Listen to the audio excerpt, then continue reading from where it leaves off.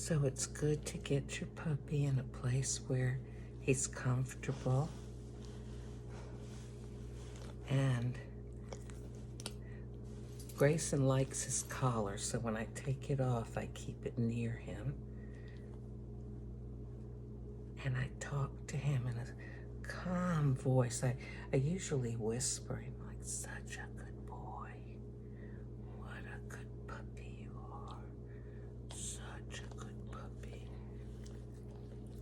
And while I, like to finish one area before I go on to another one, if he doesn't, seem to like it, I'll move and, work on someplace else, and then I'll come back.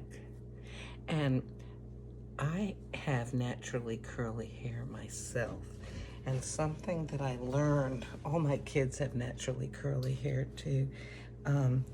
Something that I learned watching someone else brush my kids' hair is that they would not start at the scalp.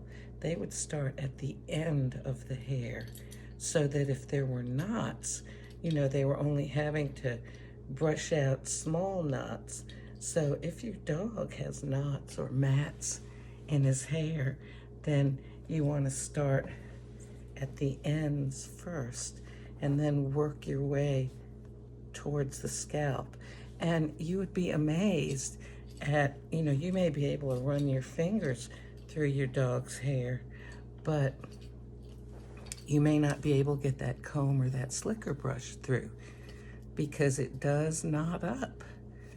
And, non-shedding dog, but when you brush the hair, the loose hairs will come out.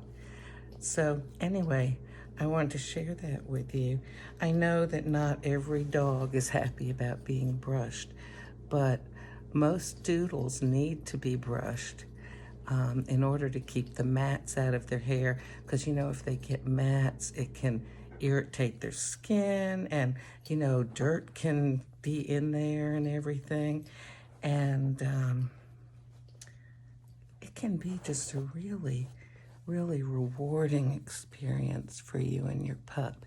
Grayson, do you like that? Do you like getting your hair combed and brushed? I know you do. You're a good puppy. You're a good puppy. Give me a kiss. Oh, sweet doggy. So when my kids were little, and if I let them grow their hair long, I always had thick hair, so I could put that brush in right against my scalp and pull it through. Of course, I broke a number of hairbrushes like that too. But one of my kids had really fine hair. And I was talking before about watching somebody else brush her hair and how they started at the ends and then worked their way closer to her scalp. And your dog has different thicknesses, most likely has different thicknesses of hair in different places. So, you want to be sensitive and not just stick that comb or slicker brush in there right against their skin. But some places you may need to start near the end and then work their way into the scalp. And like I said, just a reminder, just because you can run your fingers through their hair doesn't mean that there are no knots or mats, okay? And see, he's got his collar here. He wants his collar on or near him. Let me brush some more, comb some more.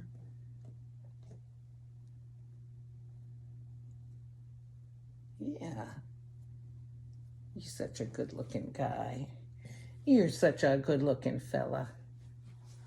So, see, I can run my fingers through this short hair under his ear, but, oh.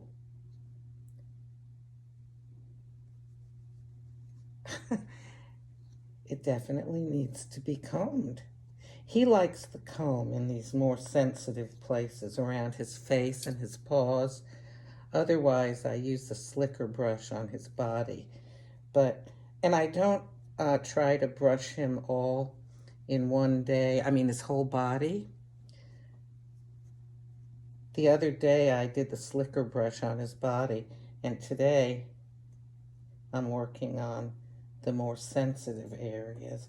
And you can see, I mean, I bent his head over towards me. Didn't I? Here, bend your little head over. And he likes it. He's not pulling away. I'm very thankful that if he gets upset over something, rather than biting, he'll start licking me. And then if I don't stop, this very rarely happens, but I've learned that his language is, if I don't stop, then he'll just put his teeth on me very lightly. And that's his way of saying, uh-oh, I don't like this, we're getting close. But he has never bitten me, thank heavens. He's a rescue dog, so I'm still learning things about him, just like he's learning things about me. Isn't that right, buddy? Yeah. Okay, we'll just do a little bit more on you. Here, put your little head up. We'll just do a little more, and then we'll stop for today, okay? And remember, the dog's skin is loose, so you may need to hold on to it, so you're not just stretching it out, but hold it so that you can get the hair and you're not just pulling on his skin.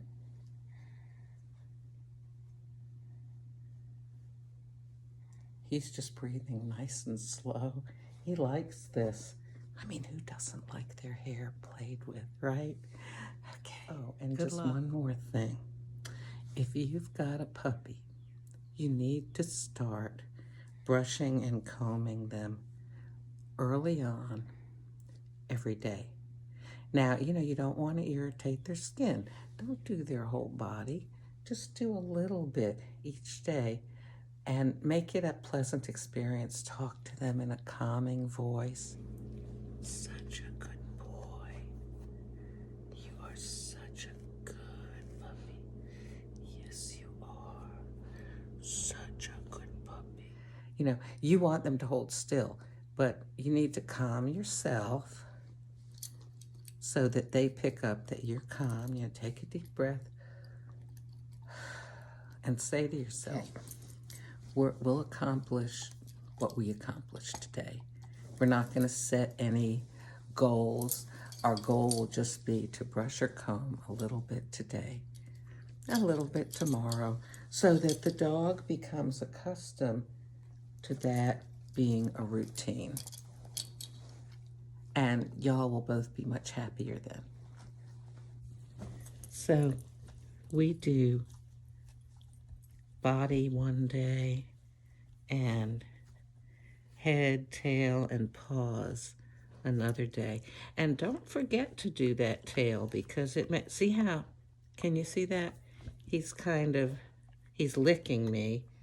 Okay, and now, yeah, he's saying, hey, I'm not so sure about you keeping on doing this. Yeah. Okay. Oh, you are such a good fella. It's real important to make sure the tail doesn't have mats. And I don't know about you, but when I take Grayson out for walks, I don't know if you can see that he's licking and he's kind of putting his teeth on me. See? But, okay, I know, but he's being very patient. Let me finish this tail. Okay, what a good fella. What a good fella. Oh, you were such a good boy. Can I just do one more spot?